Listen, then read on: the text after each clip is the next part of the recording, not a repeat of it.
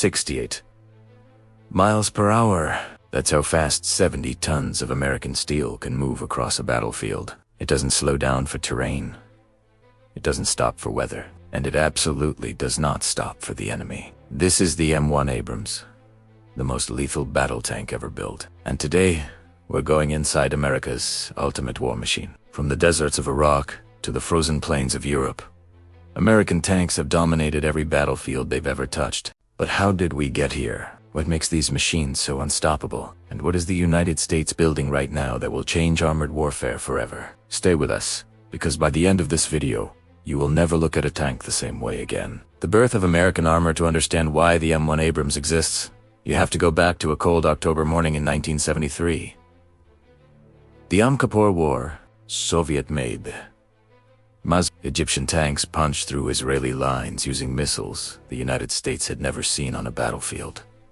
American military commanders watched in horror. Their own tanks, the M60 Patton, were outdated, outgunned, and dangerously exposed. The US Army gave one order: build us something that cannot be destroyed, whatever it costs. In 1979, General Dynamics delivered the answer. Named after General Creighton Abrams, one of the most decorated tank commanders in American history, the M1 was unlike anything the world had ever seen. Its armor was not just steel. It was Chebum composite armor, a classified layered system of ceramics, steel, and air gaps that could stop a Soviet anti-tank round cold. Its engine was not a diesel.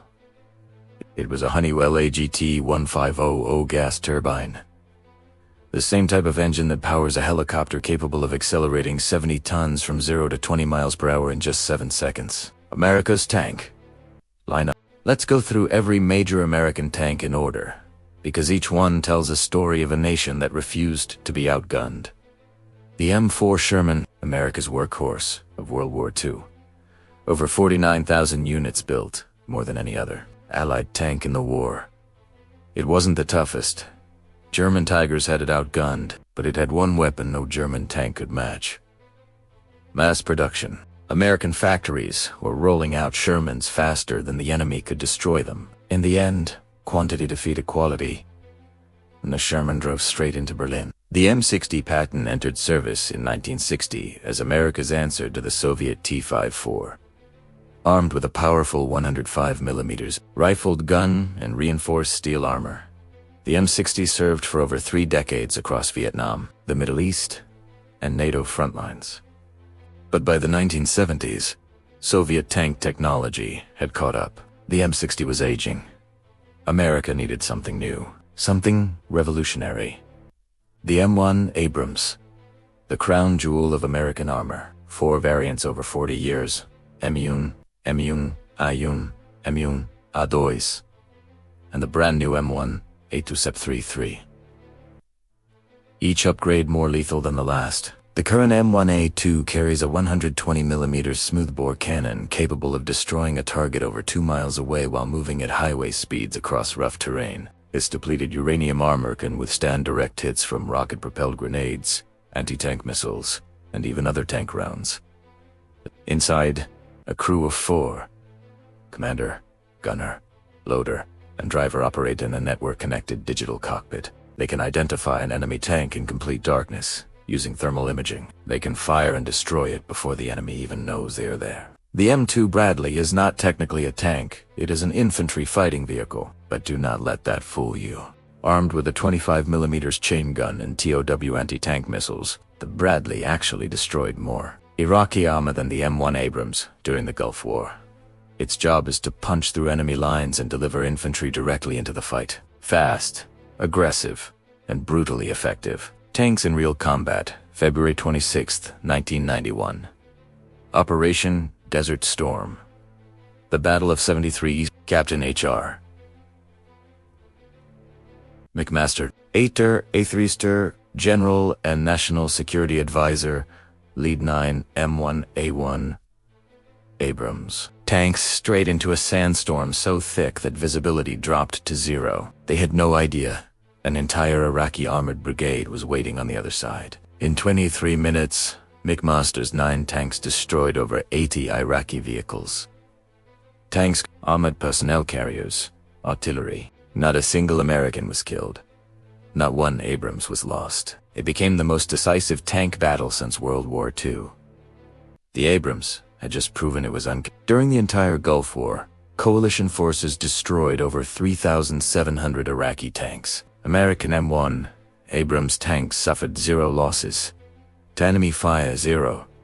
12 years later, in Operation Iraqi Freedom, the Abrams did it again. American tank crews drove straight into Baghdad in just 21 days, the fastest armored advance in military history. Iraqi Republican Guard divisions evaporated before them. One Abrams crew reported taking 12 RPG hits in a single engagement. The tank kept moving. The crew walked away without a scratch inside the machine. So what exactly makes the Abrams so difficult to kill? First, the armor. Modern Abrams variants use depleted uranium mesh embedded within composite armor layers. Depleted uranium is 1.7 times denser than lead. A round hitting the turret has to punch through ceramic air gaps, steel plate, and uranium mesh all at the same time. Most rounds simply do not make it through. Second, the gun. The M256 120mm smoothbore cannon fires kinetic energy penetrator rounds at over a mile per second. That is fast enough to punch straight through the front armor of any tank currently in service anywhere in the world. Third, the fire control system. The commander and gunner each have independent thermal sights. The tank can track and engage multiple targets simultaneously, even while the hull is moving at full speed over rough terrain. The stabilization system is so precise that a trained crew can hit a stationary target at 2 miles while driving at 30 miles per hour. And the newest variant, the M1A2 SEPV3, adds an active protection system. Incoming missiles are detected, tracked, and intercepted in midair before they ever reach the tank. The Abrams does not just survive hits anymore, it refuses them. The future of American armor, the M1 Abrams, has dominated battlefields for over 40 years. But America is not standing still. The Abrams X, unveiled in 2022, is the next generation. It is lighter by nearly 10 tons. It carries a hybrid electric drive that makes it quieter and faster. The crew has been reduced from 4 to 3, with an autoloader handling ammunition.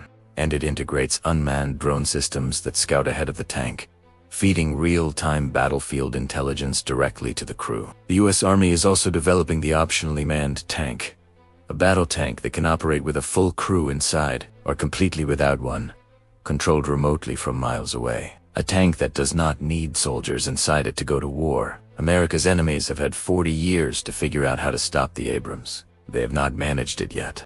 And by the time the next generation arrives on the battlefield, the gap will only be wider. From the beaches of Normandy to the deserts of Iraq, American armor has defined the modern battlefield for over 80 years. The M4 Sherman won a world war on sheer numbers. The M60 held the line through the Cold War. And the M1 Abrams rewrote the rules of what a tank could be. These machines did not just win battles. They changed history. If you want to go deeper, our next video breaks down the combat performance of Abrams tanks in Ukraine and what the results on the battlefield are telling Pentagon planners right now. Subscribe so you do not miss it. And drop a comment below, M1 Abrams or M2 Bradley. Which one would you want beside you in a fight? We read every single reply.